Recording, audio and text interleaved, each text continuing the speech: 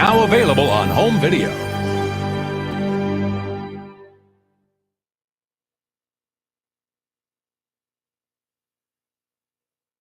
Columbia TriStar Home Entertainment, Lou Arkoff, Colleen Camp, and Stan Winston, Academy Award-winning special effects artist for Jurassic Park, Terminator 2, and Aliens, present Creature Features.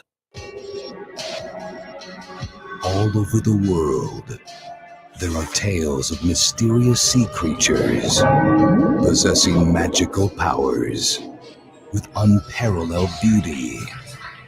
They are just stories. Everyone knows they aren't real. Show's over. Can we offer you a ride home, sir? I came to your show tonight because I wanted to warn you of the danger. Everyone, until now. She has powers the others don't. She murdered my wife. A real-life bleeding mermaid. You'd love to show her as a freak. This is our ticket, Lily. All hands prepare to get underway! A bad feeling about this. That beast doesn't belong here. You caught me by surprise. I hope I didn't scare you. Lily and her husband Angus are about to discover He's dead. She can read my thoughts, and she did this for me. that what lies behind the legend What is it you want from me? is the most unthinkable truth. It's not the mermaid, it's something else. Rufus Sewell, Carla Gugino, Gil Bellows, She Creature.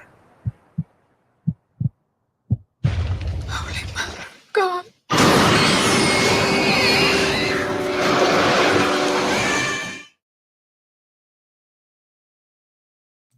Right, hey up, I've got to unmute myself then. Hey up, it's Steve from that old Yorkshire Geek, and welcome to Friday Night Appointment with Fear. As you can see from that trailer, apologies for the quality of the trailer, the best I could find. We're doing She Creature this week, aka The Mermaid Chronicles Part 1, never were a Part 2, as far as I know. She Creature, not a remake, but kind of a reimagining of a 1950s movie of the same name, which I've seen. I think Mystery Science Theatre 3000 have done it as well, the original version. But it was part of a series of films called Creature Features. You saw at the beginning of the trailer, they said, Stan Winston and Lou Arkoff and all these people set up this company called Creature Features LLC or whatever. They made a series of films for Cinemax, which we never got over here, but I understand the nickname of it in America was Skinemax because they used to show a lot of saucy movies. But anyway, so they did this series of films called Creature Features, and She Creature was the first one, and probably the best, to be completely honest. Of the others, Earth versus the Spider, which I have seen, and it's not very good.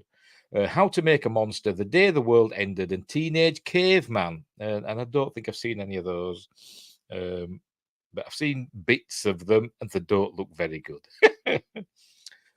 But anyway, there were remakes of American International Pictures movies, say, from the 1950s. I can't really call them remakes. They just use the title. Some of them apparently were, kind of remakes or reimaginings, and some just used the title and did a completely different story. Such is the case with She Creature, to be completely honest.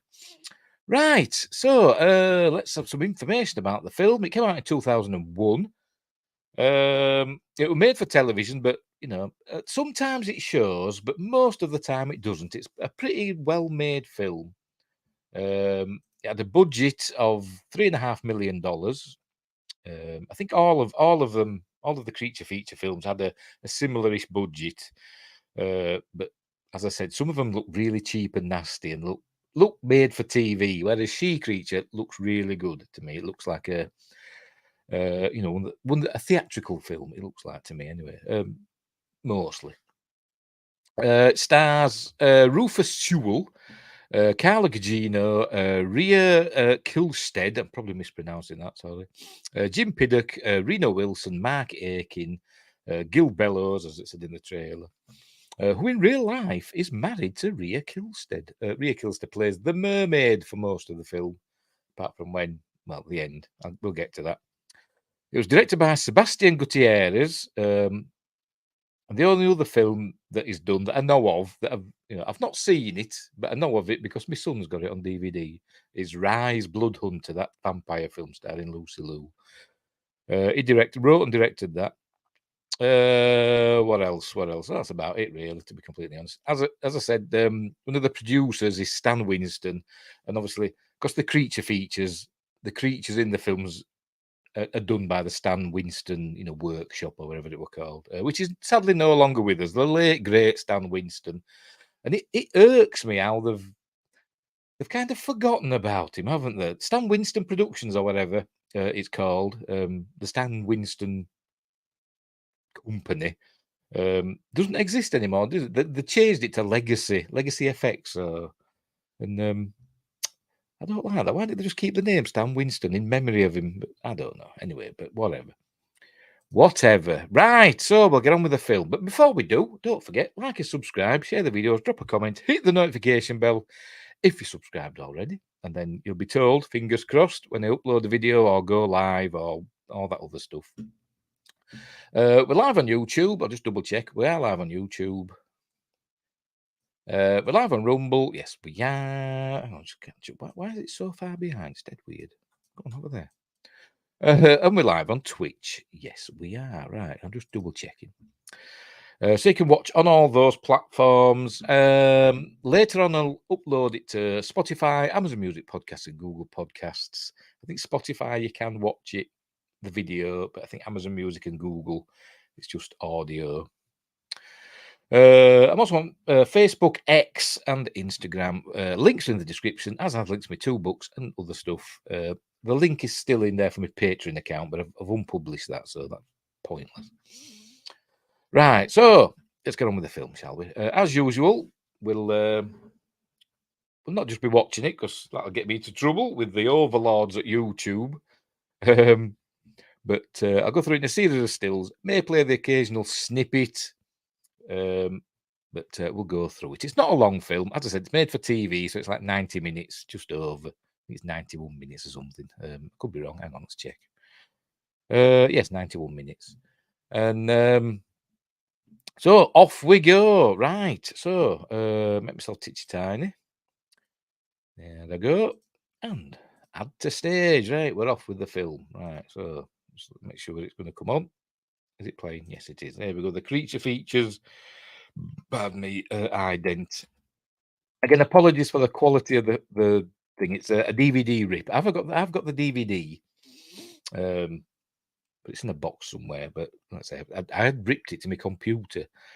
Luckily, so I put it on on another disc and watched it earlier on today with a commentary from Stan Winston and one of the other fellas that were involved in doing the effects, which were quite interesting. Right, so anyway, so here we go. Creature features. There we go.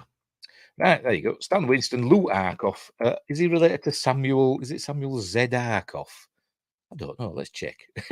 Let's check. We're another producer, wasn't he? Samuel Z. Arkoff. There we go. American film producer. Let's look on Wikipedia, see if it says about his kids, children. Louis Arkoff. So I presume that's him, Lou Arkoff. Yeah. Yes. Obviously, the man behind American International Pictures, which is probably why Lou Arkoff is involved with it. Right. So fair enough. So yes, he is his son.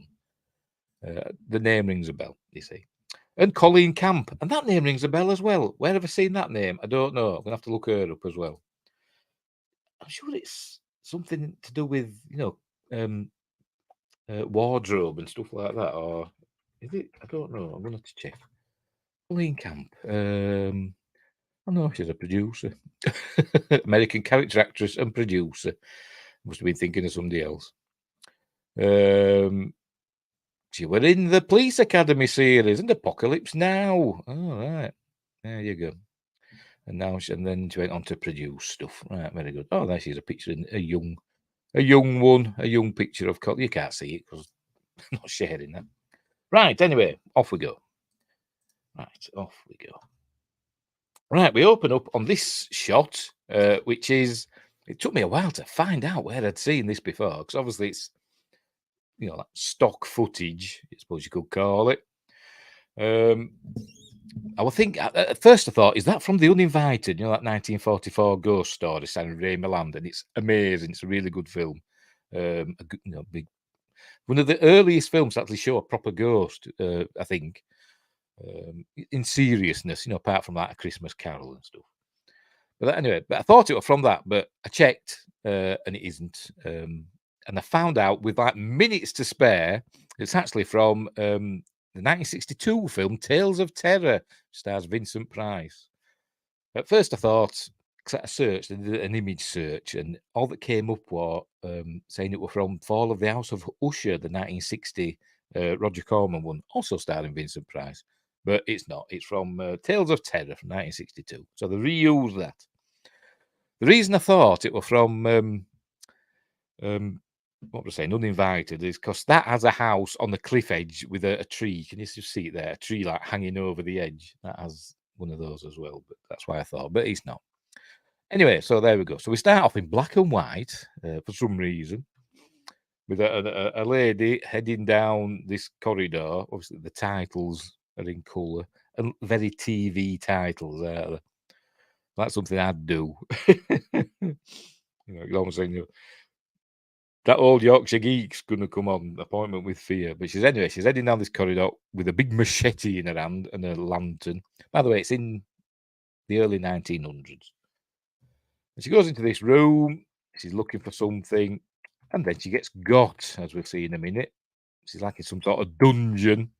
There we go. She gets got. And I was watching this and I'm thinking, any minute now, it's going to go, Jing, Resident Evil. Just like that, innit? So there you go. And then it cuts to, does it tell us the date? It's 1906, I think. So let me check on Wikipedia. Yes, 1905, sorry. 1905. In Ireland, it's set in Ireland somewhere on the east coast of Ireland, according to the map that we see in a bit. Anyway, but we're introduced to Angus Shaw's, like a sideshow, traveling circus sort of thing. And here we meet the great Aubrey Morris, who you may know from films such as Life Force. That's what I'm trying to think of. Life Force and Blood from the Mummy's Tomb. He's been in loads of stuff. You'll know him when you see him and you hear his distinctive voice. But here he is. He's muttering and drinking. And it turns out that the woman we saw at the beginning that gets killed was his wife, which is probably why he's turned to the bottle. I don't know how long before that happened. It might say it in the film, but I didn't really notice. So I could be wrong. Anyway, pays his money, goes into this this carnival. And there's Rufus Sewell, who kind of reminds me of a cross between like Oliver Reed and Clive Owen. But anyway, here he's telling people if you've got a weak heart or a nervous disposition, you should go now because he's going to introduce a zombie.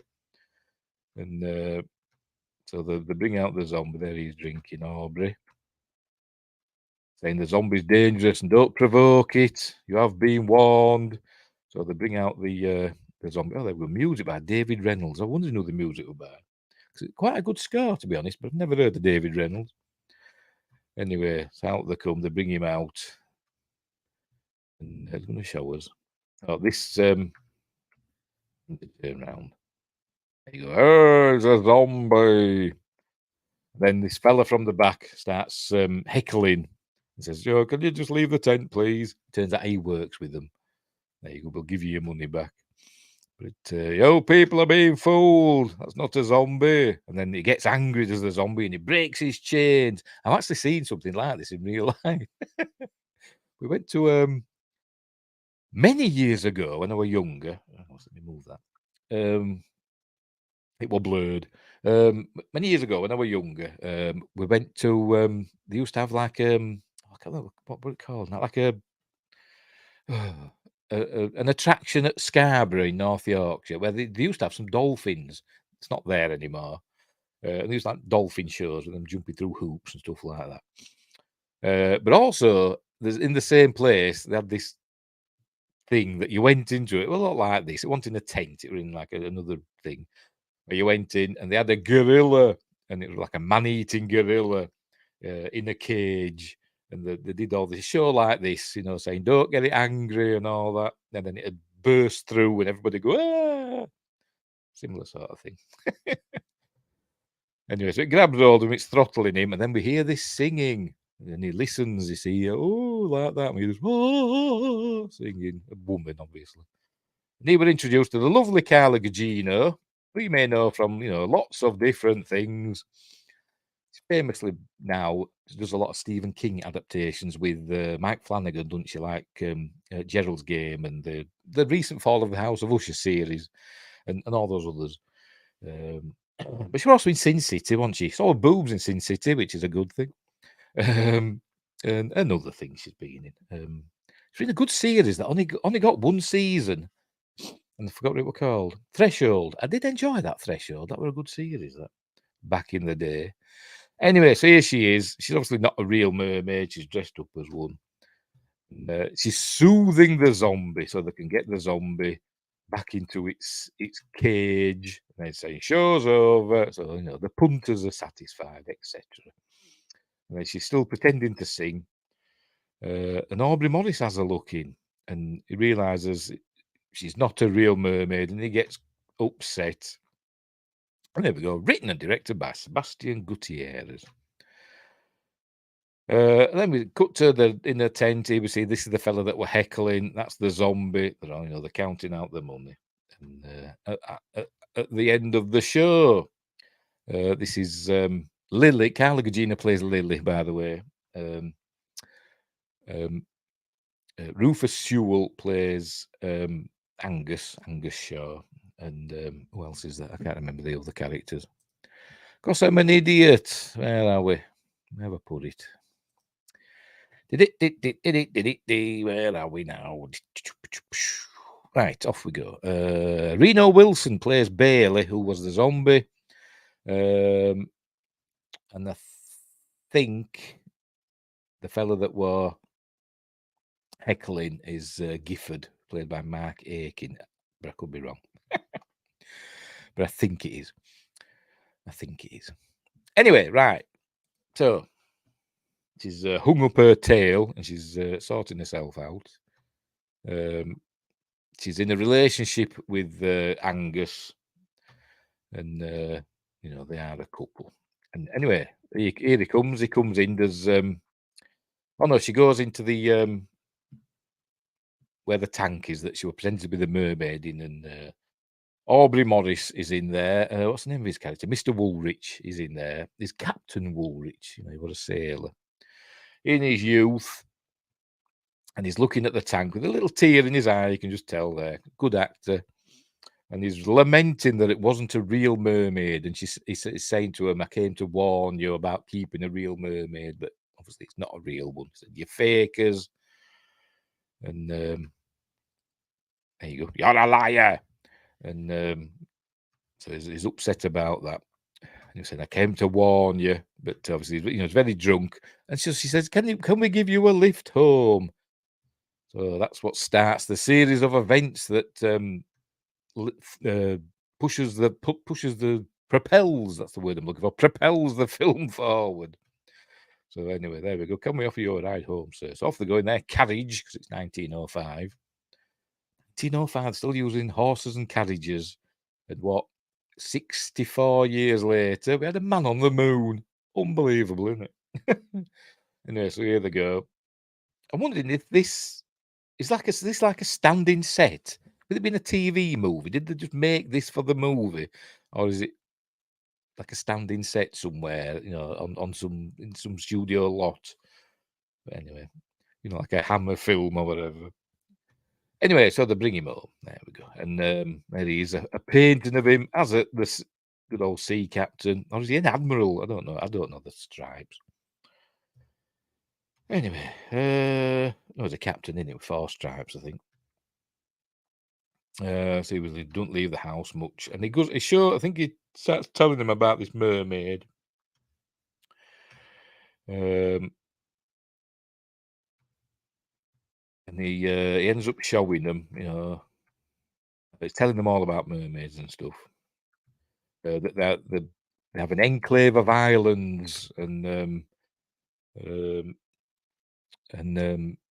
it tells them all about the full moon, and that they can entrance people, and the queen can make infertile women fertile again, which is a plot point for later. But this is all from mythology. Because he's talking about sirens, which are like a kind of a mermaid, I suppose, but different. But different. They go lure sailors to their lair. And then on every full moon, the mermaid becomes human for one night, which again is a thing we'll see later on. Oh, anyway, so it ends up showing them. There's a picture of the. We'll see that later. Hang on, make sure we're still there. Yes, we'll see that. Sorry, I want on the screen so I can see what's going on. We'll see that later. He's got all these sketches and maps and stuff. And there we go. So that is the Queen of the Lair. We see her later on. Right, so actually, it does show it has got a mermaid. I've got an actual mermaid. He's doing lots of exposition at the moment. Right, here we go. I think in a minute. He thinks they don't believe him. He's saying, right, I'll show you. There we go. We see her. There we go. The gobsmacked. That's remarkable. Is it showing her yet? I don't know if it actually shows her yet. We'll see, won't we? Oh, yes, it does. Oh, I've got to be careful. I forgot. I forgot. There's some nudity in this film with the mermaid. You can see her boobies. So I'm going to have to be quick here, aren't I? Get past that. Oh. Luckily, it's not every shot that you see her boobies. But there's lovely Carla Gugino. So obviously, Angus thinks it's some sort of trick. You can't kid a sort of thing, can you? And he's saying, how is it done? How's she holding her breath for so long? There she is. By the way, this is Rhea Kilstead, who's playing the mermaid, and she's really good in the water. I must admit, I don't know, if she's like specially trained or what, but she goes in and out of the water without blinking or anything. She's really good, unless it's CG. But this is like 2001. There is some CG in it. It looks pretty ropey. There's some good blending CG, where the blend between like an animatronic tail and the mermaid's, her real upper half, but that's just like blending the 2 parts together. But later on, when they get to the islands, the Mermaid Islands or Siren Islands, whatever you call them, they're CG and they look a bit poo, to be completely honest. But anyway, as I said, she's really good in the water. She moves really well, and she doesn't blink when she goes in and out of the water, as though she's used to it. Anyway, see if it shows it. See if it shows her going in and out. By the way, she doesn't speak. Like I said, we see her mouth moving, and she says like a couple of words, but she doesn't have a big speaking role. Not going to show her going in the water, is it? Right, no, tell you. I've missed it, haven't I? Shows a blink. Oh, she does. Look, see, look. It's a good frame by frame. Look, just straight down without blinking. Look. What a woman, eh? Really good. But obviously, is amazed, is Angus, and he offers to buy her. He's going to take her to America and make a fortune. He won't sell her. And he says, "Well, sleep on it." He's having thoughts. Is Angus is going to go and steal her from Captain Woolridge without Lily's knowledge. As we see later on, she thinks, you know, they bought the mermaid off. But as we see in a minute, that's not the case. They're going to steal her. And a bit of manslaughter happens as well. Here we see the mermaid. The, you know, cool, you know, Stan Winston workshop creature effects. There she is. Tries to stop them, obviously, because they've broken in. He's got a gun on them. It goes awry, and Captain Woolrich dies. Oh, no, he has a heart attack, and he can't get to his pills, and he dies. And basically, they just leave him to die.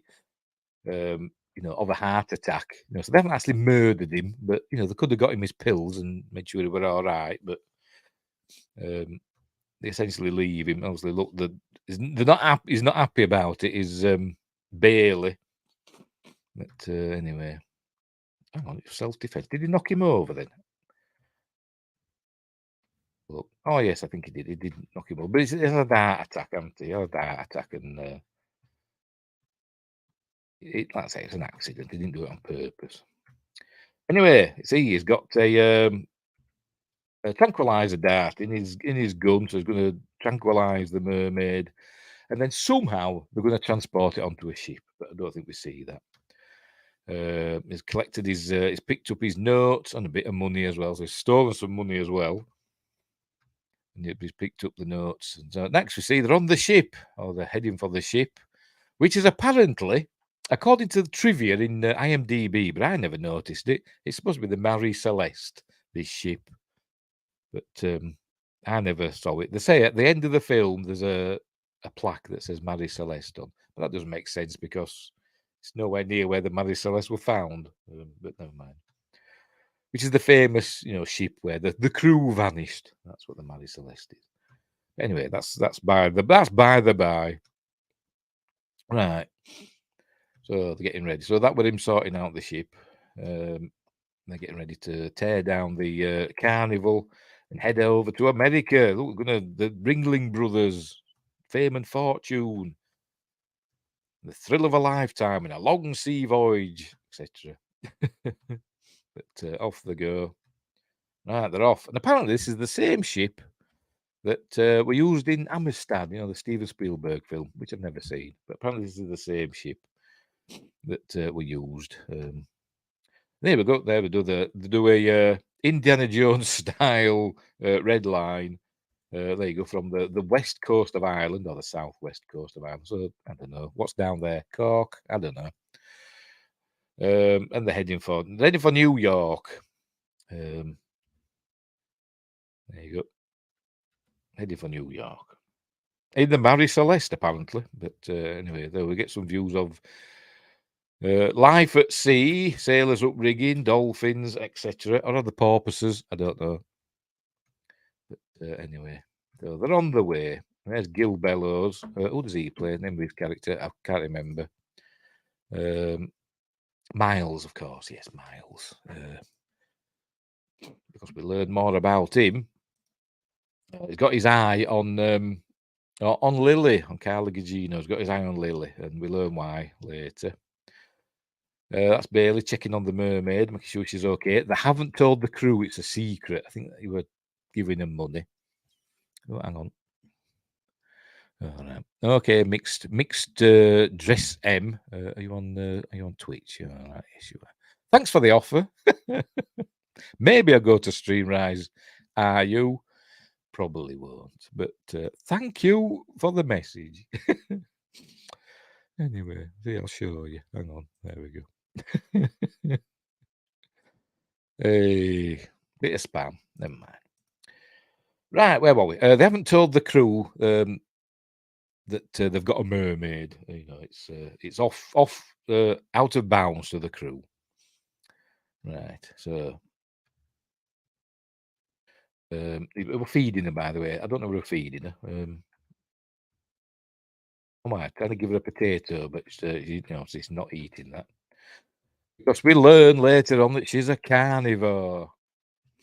Anyway, He's Lily, and we learned that Lily and the mermaid, they have a connection. They end up having like a telepathic connection. And, but we'll get to that later.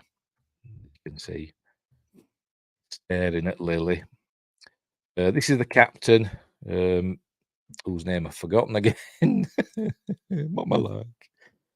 Captain Dunn, played by Jim Piddock. And I must admit, when I first saw him, I thought he was John Rook, from Star Trek Generations and Ferris Bueller and other things.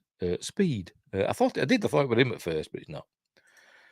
By the way, it's a mostly British cast, or British and Irish cast, because obviously it started in Ireland. Rufus Sewell is not. I don't think he's Irish. Where's he from? Have a look. Where's he from? It says he's British. Where were he born? Oh, born in London. There we go. So he's not Irish. And obviously Carla Gugino's American. But a mother, American from a father of Italian descent. And the mother was, I think, half English, half Irish. And an accent in this film kind of wavers between English and Irish. So I don't know if he gets that from a mother. I don't know. But I think most of the rest, I think Gil Bellows is American and Rhea Kilstead is American. But the rest are either like British or Irish. Anyway, so they're talking about what they're going to do, going to America to seek their fortune. He's asking why the African man spends so much time in the hold. That's obviously talking about Bailey, so slightly racist of the time. But they're not telling him. There's Gil Bellows. He's looking at Lily. He does have a chat with her in a bit. And then we see the mermaid again. And I think here now, she took the mermaid touches Lily now. She puts her tail up and does something. And I don't know if that's to establish the psychic connection or what. I don't know. Got to be quick here, haven't I? But you do it here. Been before. Hang on, Teddy. Oh, you caught me, but there she did. You see, it's our tail, and she touched. There you go. So the touching her sort of like created some connection between them, and so there we go. Got to be quick there. And then we see the captain, and this is one of Angus's chaps in it, whose name I've forgotten already. Just bloody said, haven't I? Gifford. That's Gifford. Having a drinky poo with the crew. But he's not saying anything, I don't think. Oh, here we go. So she has an encounter with Miles, and he says he knows who she is because we learned that she's got a history. Apparently, she told Angus that she was an actress from London. I don't know why she got an Irish accent then, but anyway, it's for an actress from London. But it turns out she was more of a lady of the night because he recognises her. And apparently they spent a lot of time together. But he says, you're mistaking me for somebody else. And you go, I once knew a young lady in London. But she denies it.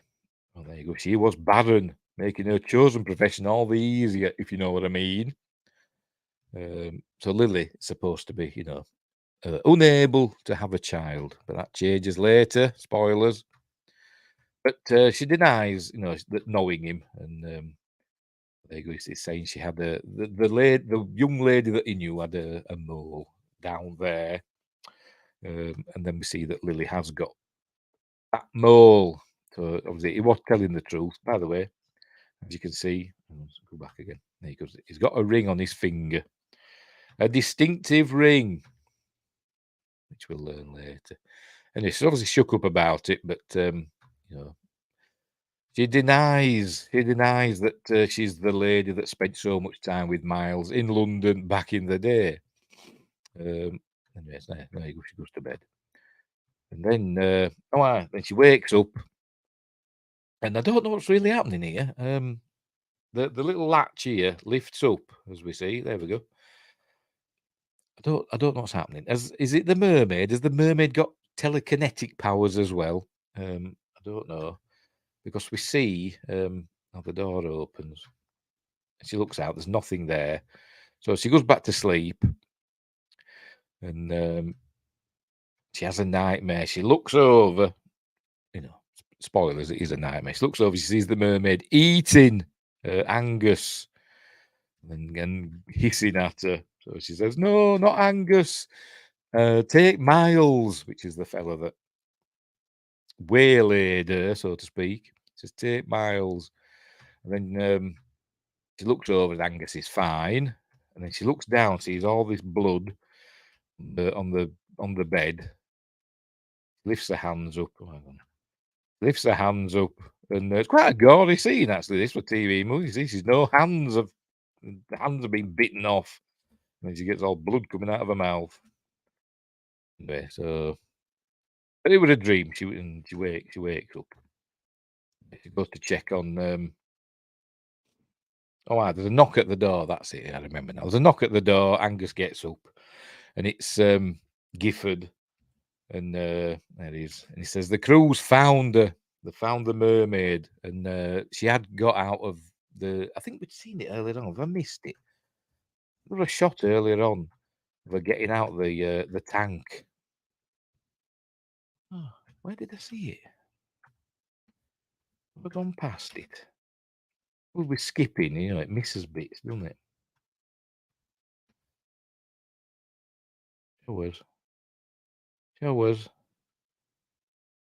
not going to show it, is it? What a bit. I saw it. I remember seeing it.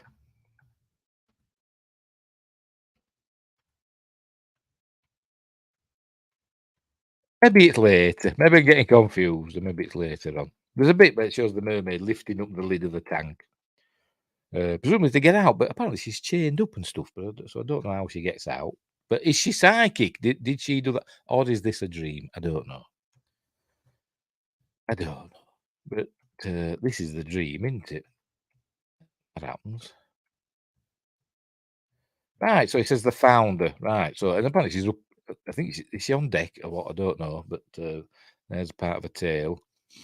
And she's like unconscious, and apparently she's acting as though she's a bit drunk. She's like in a drunken stupor. She does actually, she's sick, and we learn why in a bit.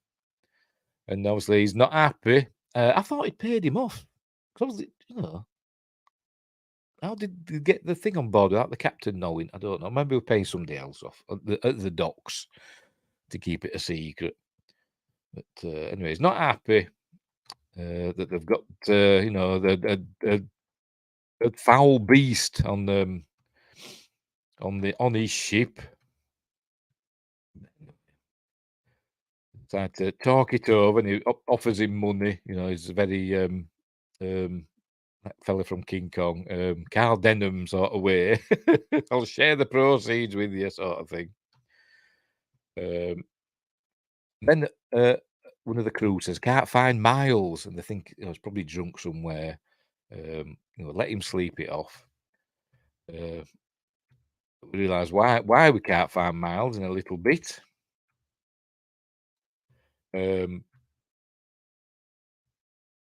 Lily's seeing the lifting up the mermaid back into the tank, and this is actually a dummy, what they call a silicon dummy, and it actually weighs about 200 pounds, according to the audio commentary. So it's quite a heavy. I know you can call it a puppet. I suppose it's a puppet, isn't it? But it's just basically just a floppy, model sort of thing. They're trying to putting her back in the water. No harm done. She won't escape again. Or maybe this is where they chain her up. She's asleep there, and she wakes up, and you can notice she looks as though she's got something in her mouth. Then she opens her mouth, and you see, she's got a ring in her mouth. She swims up. Ooh, that was good. This is the shot that's got a bit of CG in it. That bottom bit the tail, that's obviously, you know, an animatronic tail. The top part is the actress. Then the bit in between, that's the CG part. Anyway, she's got a show it. She had Miles's ring in her mouth. She spits it out, so she's eaten Miles. Apart from his ring, everything else I presume has gone. You know, clothes and boots and his bottle. I don't know, but that's why she was so drunk. So she must have eaten everything of him, swallowed him down or whatever. So she was drunk because he'd been drinking as well. That's the argument. There's the ring on the floor there because she spat it out. She realizes that the mermaid has killed Miles because Lily asked her to, didn't she? She said in the dream, she says, "No, not Angus, date Miles." So this is where she realizes that, and she tries to explain this to Angus, but he's not interested. Oh, by the way, they just made love here, and he said she was being a bit forceful, and he's saying, "No, that's fine." And then she tries to explain him that she tries to explain about her past as well, being a bit different. But he's not. He don't. He says he don't care. He doesn't care. He loves her for what she is. So anyway, he says, "Look there, I love the woman you are now." He doesn't care. So you know, bless him. And she tells him all about Miles. One of the men she knew in London. There you go. That Miles that's now not around anymore. But I think the thinking is he's probably just got drunk and fallen overboard. But she says the mermaid ate him. But obviously, don't believe her. He was drunk. He didn't believe her. So he's starting to lose her marbles a little bit, is Lily. And Lily says, we have to set her free. She tries to set her free later on. It doesn't work. Angus is having none of that. They're not setting her free because they're going to make their fortune. So she gets dressed and she finds the book. There we go. The book of Captain, I forgot his name already. The Aubrey Morris character. I forgot, Woolrich. She finds the notes of Captain Woolrich, and she's reading these, and so she's learning all about, you know, the mermaids and what they do, and there you go. Christopher Columbus saw hideous sirens playing near Santo Domingo, and there you go. She's learning the history, and she's also actually, I don't know if it is Woolrich's. It might be Woolrich's wife's diary, or she might see that later. I don't know, but she learns that Woolrich's wife, Mrs. Woolrich, obviously, she were also like impregnated by the mermaid somehow. I don't know how, but that's what happens with Lily. We learn that she's pregnant later. She's asking Bailey about what happened to Woolrich, and he tries to explain, you know, everything were okay, but she knows he's lying. Anyway, and then she gets a little ill. She starts, you know, feeling a bit nauseous, and I think it's seasickness. But she's pregnant. She's even though she's supposed to be barren, she's pregnant. But remember, mermaids. Let's change that. Remember, mermaids can make barren women fertile again. So maybe that's with the touching, you know, a tail touched, or maybe it's that. But anyway, there she's lighting up a cig. You shouldn't smoke when you're pregnant, should you? You shouldn't smoke ever, but particularly when you're pregnant. But she's been reading the book, and he's obviously not read it. So she's learning all about how vicious the mermaid can be, and it's Woolrich's diary, and she's giving dates and stuff about what happened and how they murdered people. They killed 2 people to feed the mermaid. Anyway, and then obviously the mermaid killed her at some point. Anyway, so carry on. But she can't escape now. She's chained. She can't get out of the tank. And he is saying here, maybe Miles opened the cage himself. And it's possible, I suppose. I don't know, because she can entrance people and make people, do her bidding just by staring at them.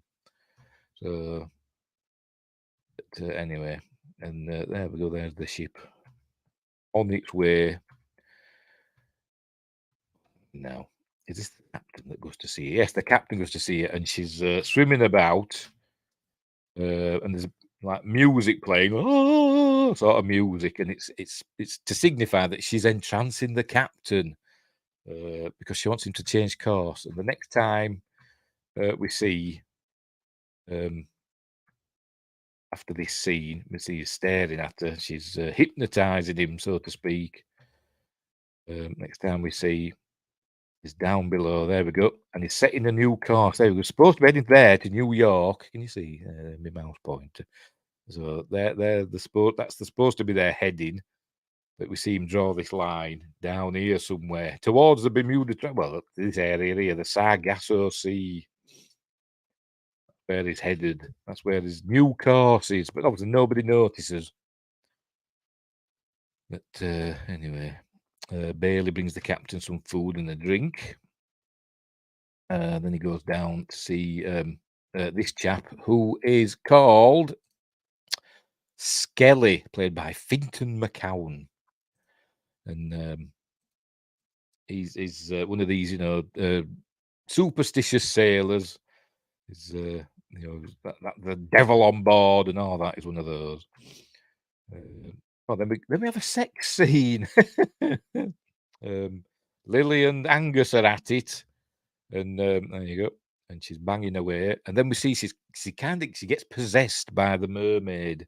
And I think that is explained in the diary of Mrs. Woolrich that, or maybe Mr. Woolrich explained it at the beginning in his exposition dump, that mermaids can possess people during, intercourse.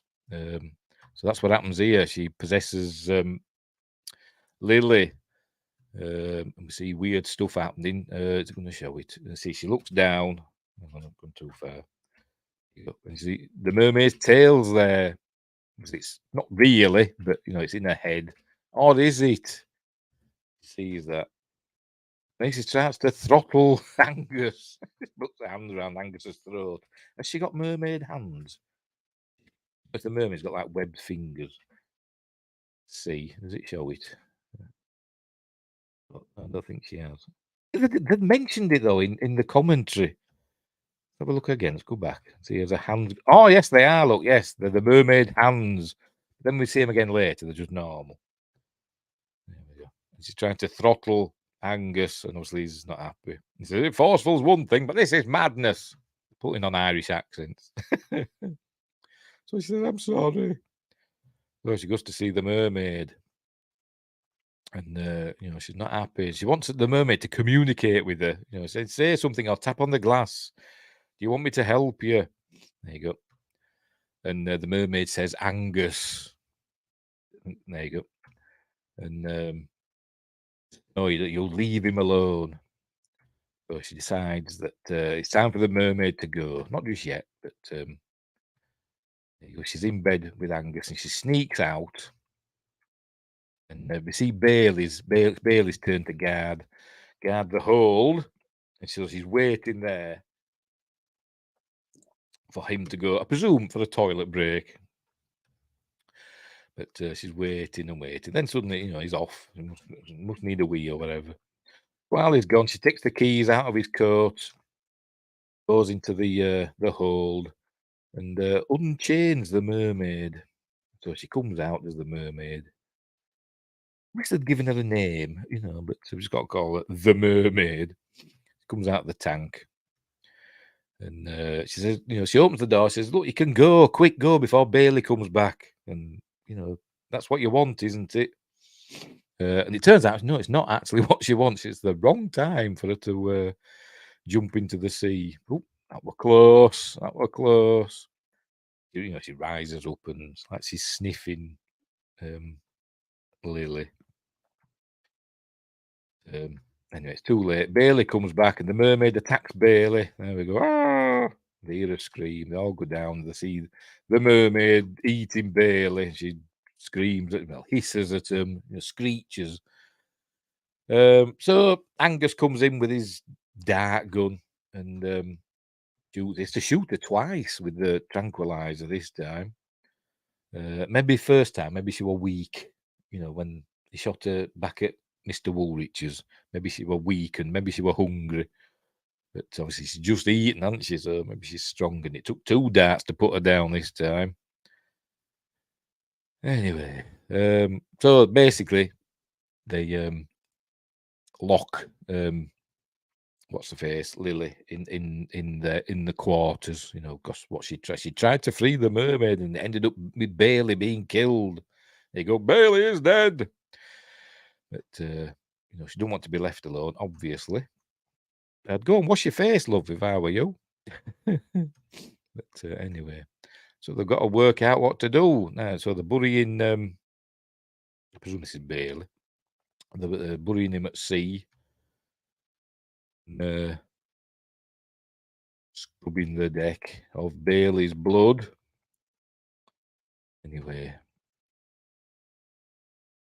and then she's talking about the human flesh is what they eat. How'd she last on only 3 bodies during the year at Woolrich's? Oh, right. So she had 3. Oh, yes, she had the murdered 2 people and Mrs. Woolrich. So obviously they don't have to eat, regularly.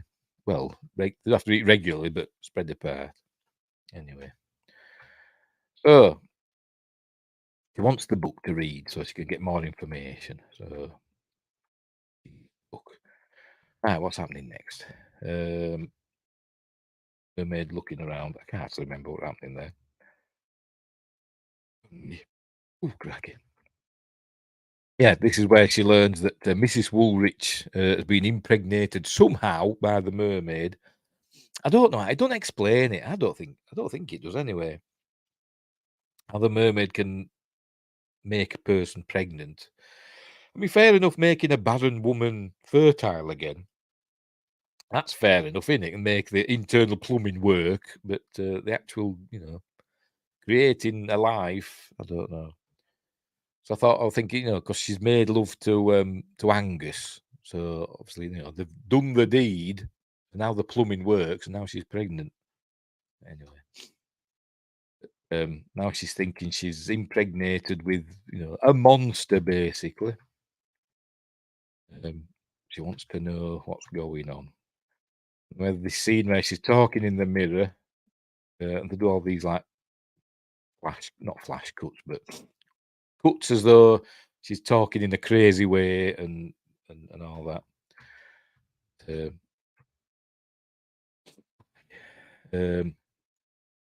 Then she's saying, was she impregnated somehow by the mermaid? So she's got to break out of her prison. It's not a very secure prison, is it? She can do it with a knife, but she gets out. And she wants to know. She wants to go to the see the mermaid. And that's it. Something's happened. She goes in, and she finds the mermaid, and we see. There we go. She's got legs. She's got legs. Oh dear.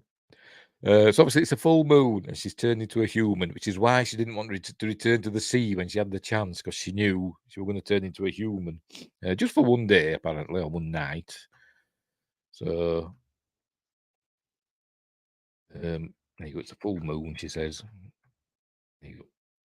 It's a full moon, so saying she's comforting her, and then all the other crew come in, and they're ready to shoot her. Look.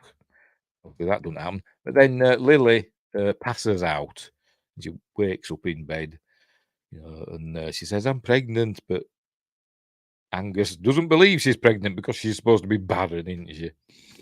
But, anyway, so he's taking care of Lily, but the rest of the crew, they're going to do not nice things to the mermaid.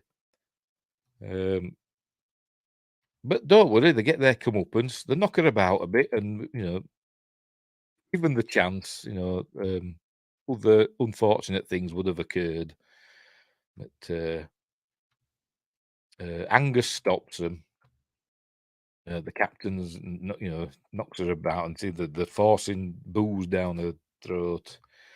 And but Angus intervenes. There's Gifford also trying to step in to stop what they're doing.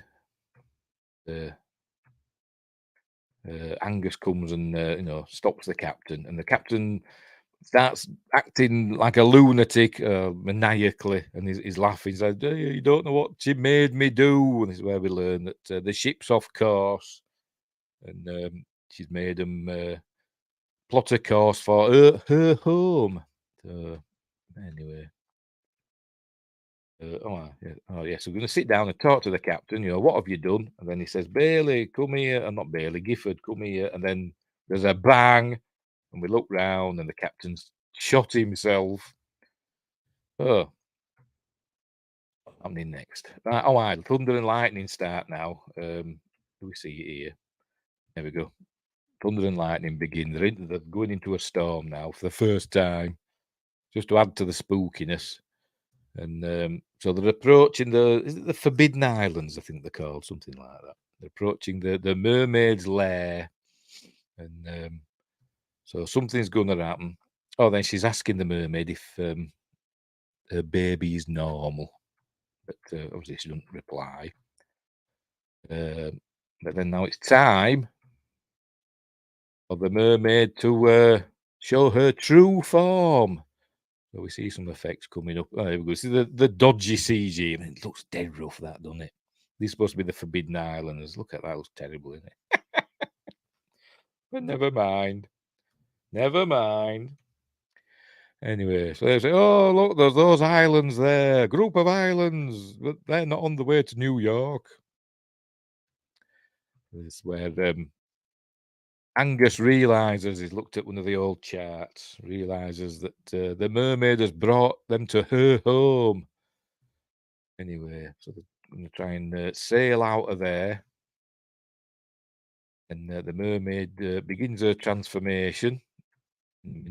Here she goes, starts the transformation. There'll do some, I know it's slightly iffy morphing.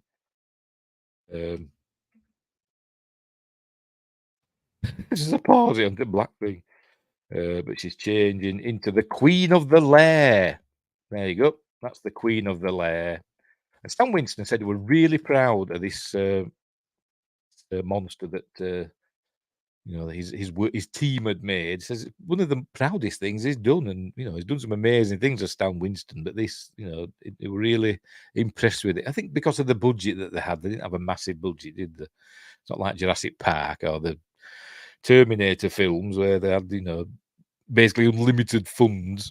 This were on a budget, and he says they were really proud of it. By the way, it's not Rhea Kilstead now; it's Hannah Sims. I think it's Hannah Sims, or is it just Sim? Anyway, Hannah Sim as the Queen of the Lair. She's an actress and stunt person, I think, that's really thin. She could get into the costume. So right now it's time for sailors to get their comeuppance. So off she goes. And she says, "Please don't hurt me," and then she's gone. She's off killing the crew. We'll see. Bit. There we go. She's getting one of them here. She knocked. I forgot his name now. The Irish fella. Skelly. I think she's knocked Skelly's head off. As we see. There we go. See his head, a bit of blood. This is, picking off the rest of the crew. And there was actually a scene, I think, where she were like murdering all the crew in this, like, in their dormitory or bunks or whatever they call them. Because we see them later on, they're all dead.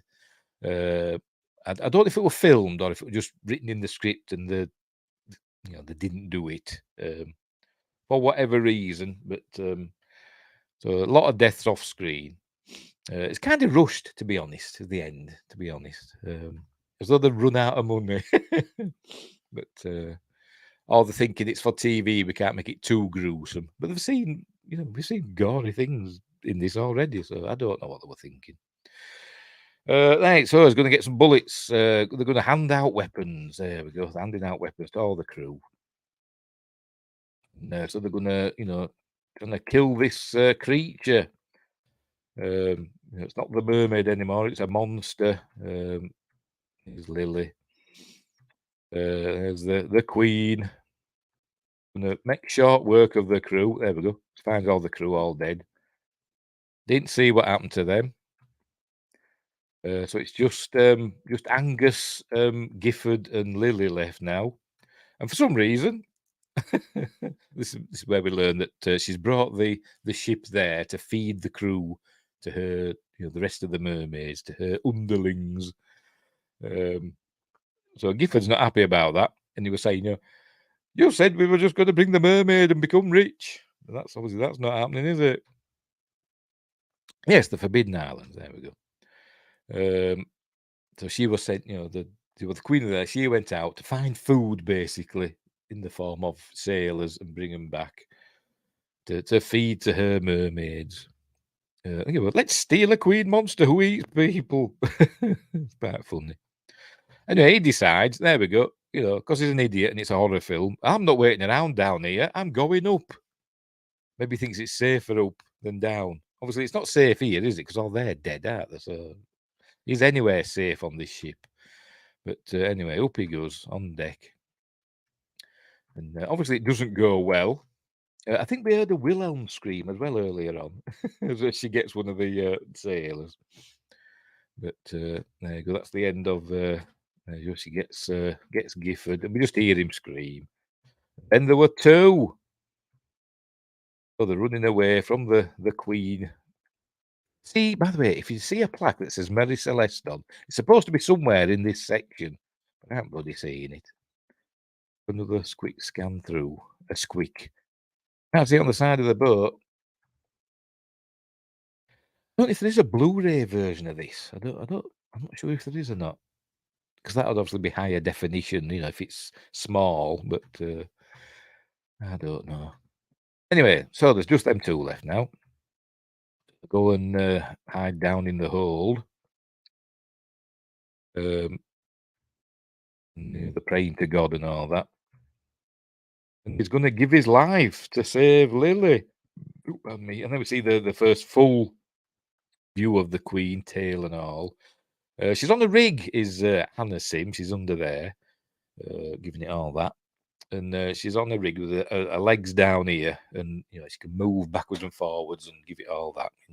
But that's about it. Anyway, and he's shooting at her, shoots her with the rifle, and the squibs and stuff going off, and then he shoots her with a pistol, and that doesn't do anything. And then she stabs him with her tail. That's what happens. Stabs through him with the tail. So that's the end of Angus. And then she goes up to Lily, and then Lily's saying, "Please don't hurt us." Remember, she's pregnant. And I don't know, is she cutting her down here? Right? As you see, you hear this noise. Is she cutting her, or is she just drawing a red line because she's got all blood on her claws? I don't know. I'm going to show us. There you go. Did she cut it, or she just drawn a red line? I don't know. This is Lily is spared. By the way, I forgot to mention, during the lovemaking scene earlier on, I said when Lily was first possessed by the mermaid, her eyes turned red. I forgot to mention that.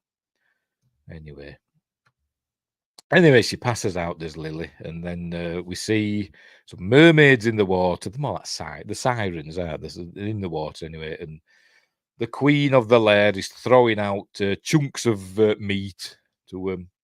And here we are, see them all in the water. There were actually only two. Then they had two women in the water, apparently, and one man under the water in scuba diving gear doing the tails. But they've used copy and pasting, basically CG copy and pasting or whatever, because you can see some of them are identical, like that one there and that one there and that one and that one. You can see they're identical.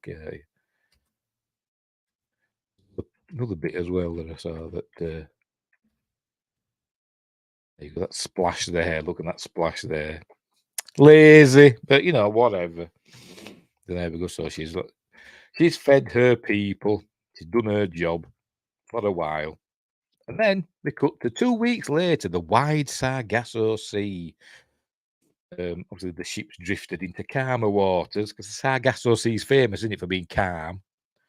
It's an area, isn't it? It's like basically the eye of not the eye of a storm, but it's kind of an area where ocean currents swirl round the outside of it, and in the middle it's calm, in it, and there's lots of seaweed and stuff in there in the Sargasso Sea, but super clear water apparently, where you can see like up to 200 feet or 200 meters. See deep down into the water, it's that clear. Anyway, we cut to black and white for some reason. There's a boat from the USS Iowa finds the ship.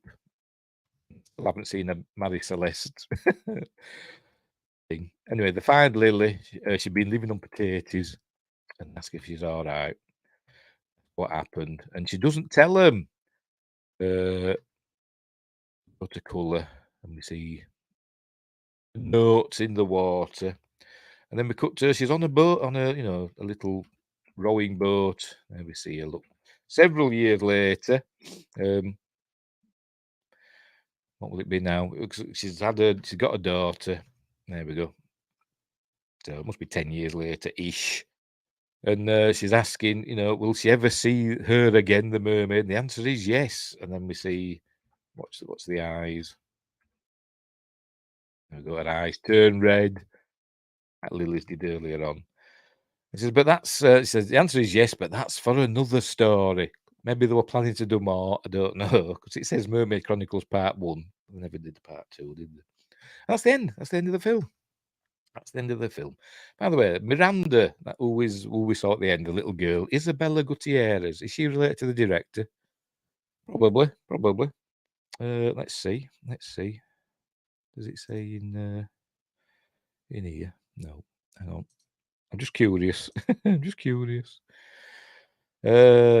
Isabella Gutierrez. There we go. Where's the bio?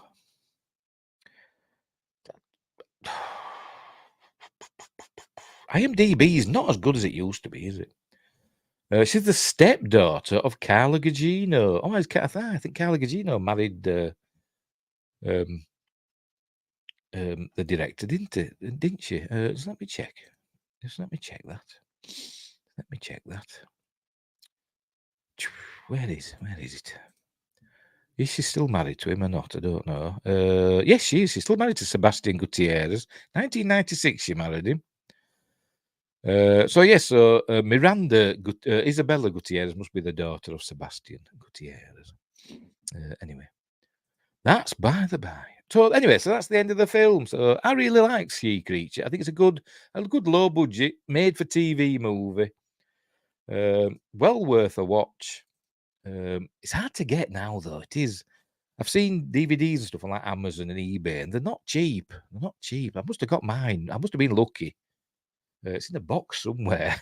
I put loads of my DVDs in, storage boxes, and they're in my bedroom piled up under other things. When I started replacing them with Blu-rays and stuff. And I should have kept that one out, but anyway. But luckily, I had already ripped it to my computer, so I did have the. I do have a proper copy, but I put it on there. So I could watch it. Anyway, so that's the end of She Creature. If you want to watch more creature features, as I said, the other films are Earth versus the Spider, which I've seen, and it's not very good, but interesting effects in it. Interesting effects. That's got Dan Aykroyd, Teresa Russell, and Devon Gummersall in it. How to Make a Monster. Stars Clea Duvall and Stephen Culp. Clea Duvall was in been in a lot of stuff, hasn't she? And I'm blanking. The one about the school with the aliens. What's the name of that bloody film now? It had Robert Patrick in it. You know, where the aliens take over the teachers and stuff. What the name of that school? That film now. Anyway, she were in that, wasn't she? And she were in the remake of The Grudge, and she's been in other stuff as well. And Stephen Culp, I think I know him. I think he was in Enterprise, Star Trek Enterprise, in season 3. Played the major. I forgot his name now. Major thing from the Makos. I think that's Stephen Culp. If Windgrace were here, he could tell me, but he's not. He's not here tonight. And neither Joshua Kanapke. With no Joshes in the house. Tell you. Sadly lacking tonight. I'm sorry. I'm sorry. No, riveting chat in the chat. But anyway, and what else? What else was there? Day the World Ended stars Natasha Kinski and Randy Quaid. I've not seen that one. And Teenage Caveman. By the way, I might have seen How to Make a Monster, but I'm not sure. It rings a bell. I might have seen, and I might have seen Teenage Caveman as well, but I don't know. But that stars Andrew Keegan and Tara Subkoff. Never heard of them. All the others have got like names in, haven't they, that you know, apart from the last one. But so there you go. So there you go. If you want to watch those films, I suppose they're available somewhere. I don't know. I don't know if they're on Amazon, or they might be, you know, might have to find the Sargasso Sea. Remove that. Anyway, let's leave it there for tonight. A quick show tonight, really, isn't it? Sometimes we go on and on, don't we? When there's people in the chat distracting me, that's when the show gets longer and more fun. But no chat tonight, so never mind. Right, we'll leave it there. What's coming up? Sunday's my news stream. I hope I'll find some interesting news to talk about. Monday is Magnificent Mondays, and I forgot what I'm doing. I've picked it. Oh, yes, that's what I'm doing. Yes, I just remembered. Yeah. We're doing. There we go. Where are we? There we go. 7th Voyage of Sinbad, classic film. Love it. But I've also, speaking of Amazon, I got these very well priced, I thought. Anyway, three Blu-rays. So I've got 7th Voyage of Sinbad. I thought I'd get all the Sinbads, the Ray Harryhausen ones.